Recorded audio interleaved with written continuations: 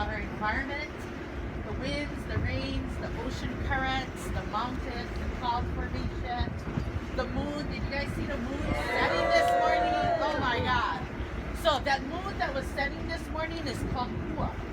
And Hua is translated as a fruit, an embryo, a seed. So it's a very fertile type of moon. We are actually going into the Poi Poi Amabulu, which is 10 days coming to the peak of the roundness of the moon. So these are excellent moons and days, not just night, but days for planting and for fishing. And Hua is actually a very auspicious moon for ceremonies and spiritual balance and alignment. So whoever picked the date, thank you very much.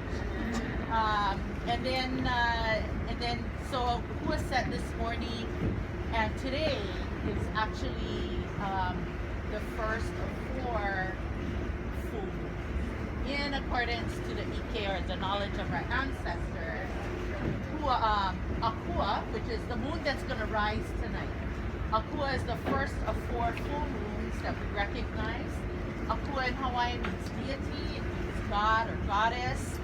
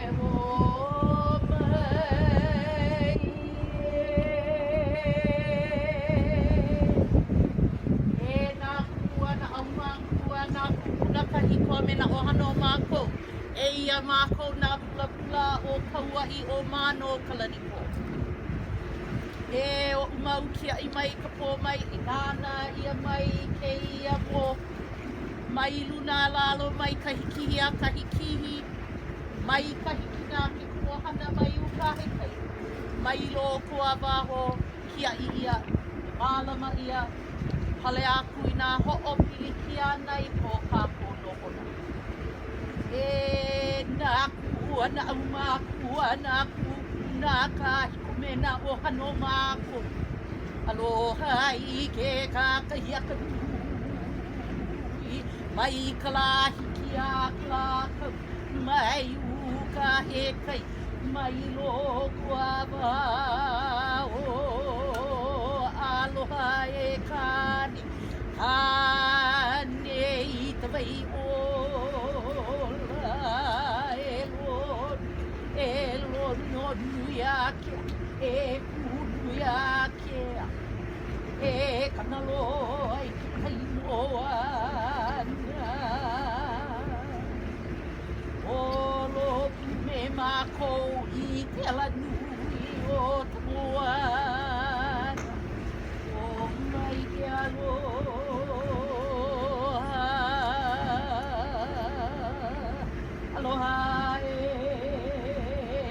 aloha mai.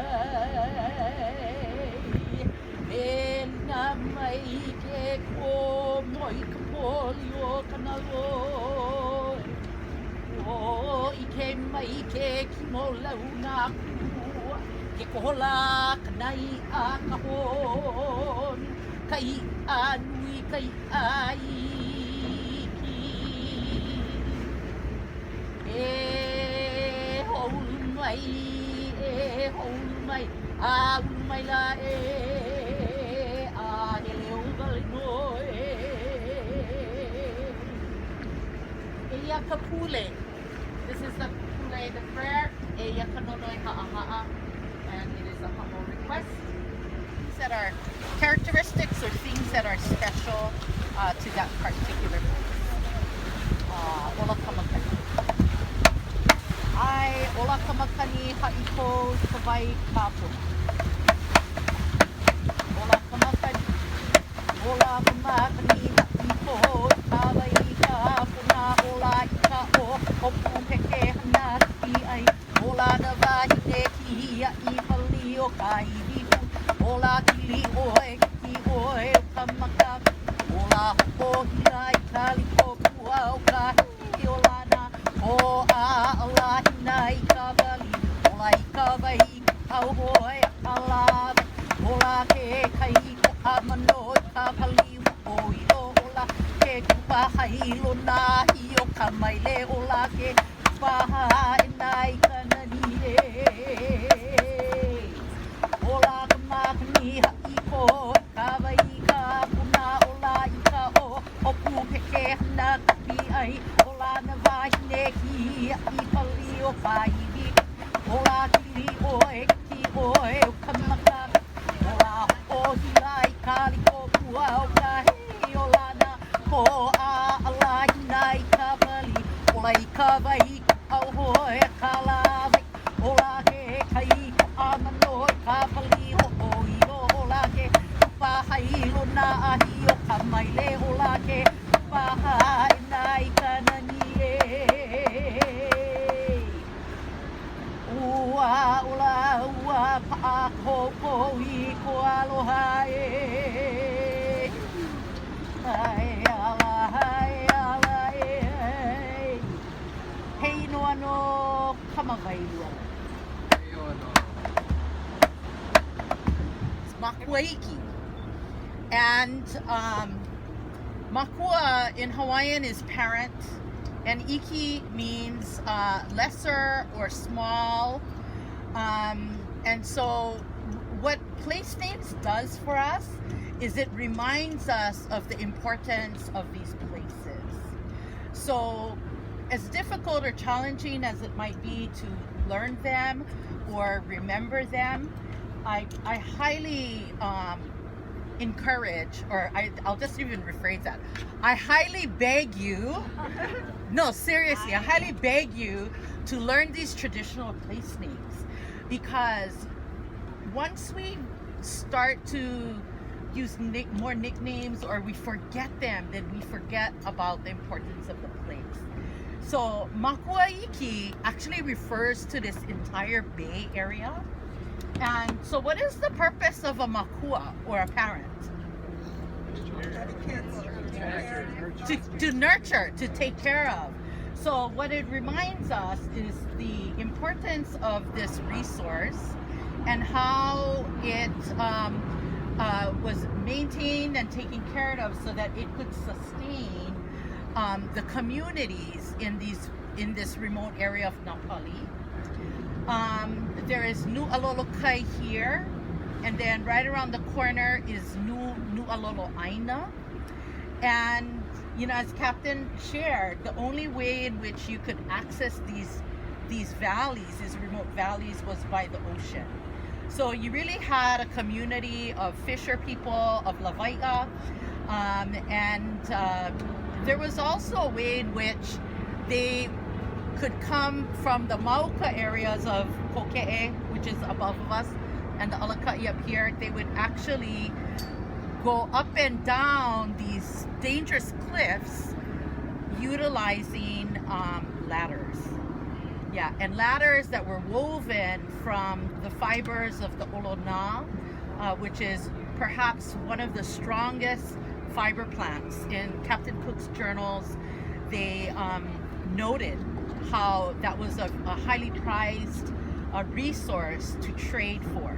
So they would trade the Hawaiians for pig and salt and fresh water and taro and all the food, all the food resources, and they trade the Hawaiians for pieces of nails and metal, because that was something so unusual that the Hawaiians are not familiar with. So here it's low tide, fairly low tide, so you can see the apapa or the reef here, and I've seen many turtles sleeping in the corner over there. Oh yeah, you can see. Yeah. And the Napali Coast Ohana does an awesome job restoring and taking care of this place. They actually have a number of accesses available during the summer months. If anybody wants to volunteer and come out and malama aina, you can do that through the Napali Coast Ohana. Just look them up on the website, Napali Coast Ohana. And so the word for ladder is alapi'i. And so the ladders that were placed in this particular valley came along this wall over here on this cliff. And they have restored heiau sites, or places of ancient worship. There is also a spring in here as well. And the Napali Coast Ohana have been planting a lot of the native plants, including vauke, which was used to make kapa, or fiber cloth. There's so many special things about Napali, and one of them has to do with this mountain right up here. So this massive peak in front of us here is called Kamaile. Yeah, Kamaile. Yay! Woohoo! Kamaile. Yeah, and so maile is a native Hawaiian vine, of course, that we use to make very special lace. But this peak is so legendary and storied. There are so many chants that were written about it. And then around the corner towards Miloli'i is another peak called Aneki. And little ways more down towards Haena, we're familiar with Makana.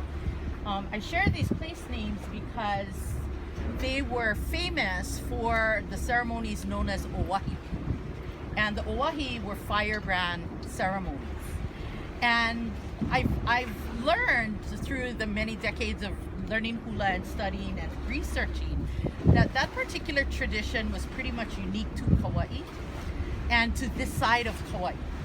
And the only time that they would do these oahi ceremonies was when a visiting ali'i was coming through the island, and of course they would travel by boat, and so to honor them, our kupuna, our ancestors, would hold these firebrand ceremonies after the sunset. So they were very spectacular displays and exhibitions of, I guess the closest thing we could describe it as is fireworks, displays. But they were spiritual ceremonies, and the practitioners were all male. They had to be descended from the genealogies of families that were firebrand throwers, and they didn't necessarily just hike up to the peak. Although I'm looking at that, I'm getting dizzy thinking about it. That's quite a dangerous feat in itself. But they used two types of wood. They used hau, which grows in this valley as well, and they also used papala. Both of these native woods, when dried, are very, very light in weight, and the inside of the shafts of the hau and the papala hollow out when they dry. So what they would do is they would prepare long shafts of of hau and papala, and they would dry it for at least 10 months, and so that they had a supply of them. They were usually at least 10 feet in length. And so what the men would do is they would lash these long shafts of hau and papala on their back, and then they would hike all the way up to the top of the peak. And once up at the top, the preparations included the building and the preparing of an umu, which is like an emu, but it's a more shallow fire pit, and it's there that they would burn the ends of the long shafts of wood. The ceremonies would take place as the sun set and into the dark night.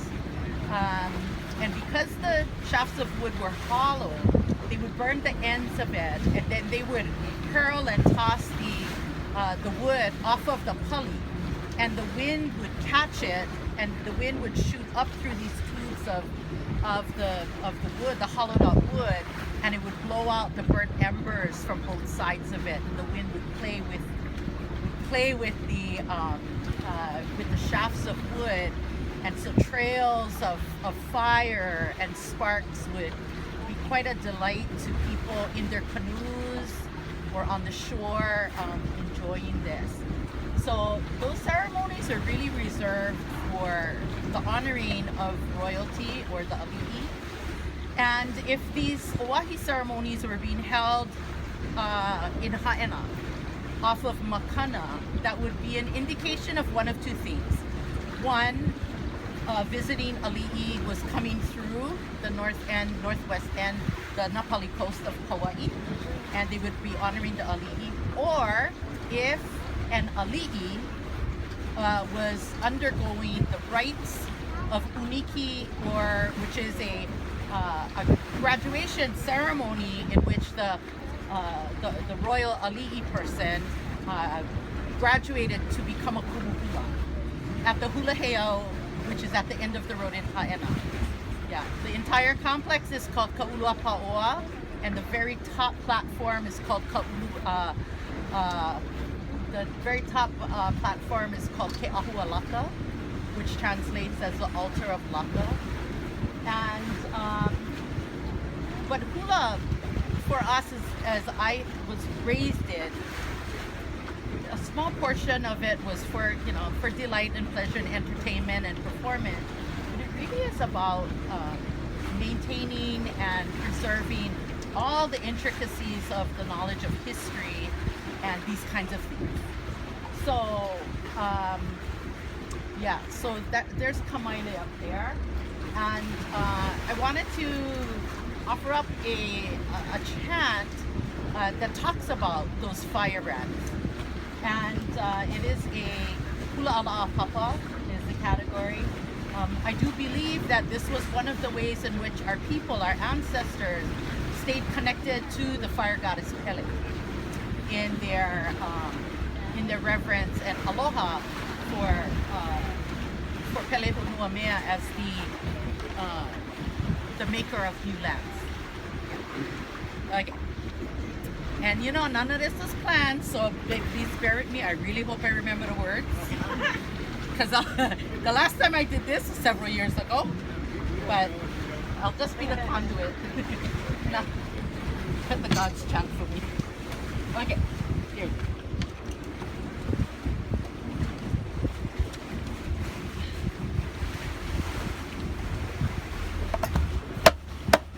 Ai, olele iluna kia hi kamaile. Olele iluna kia hi kamali. Kia hi maka au maka pa paula elele uniwa. Eli ke me ka ho e ho I me au kia hi maku ai.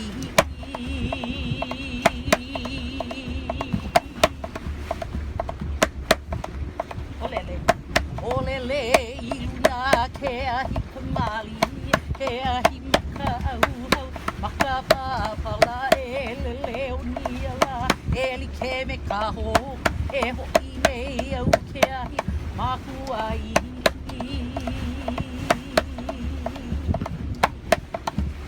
Hei noa no kamai. It's actually longer than that.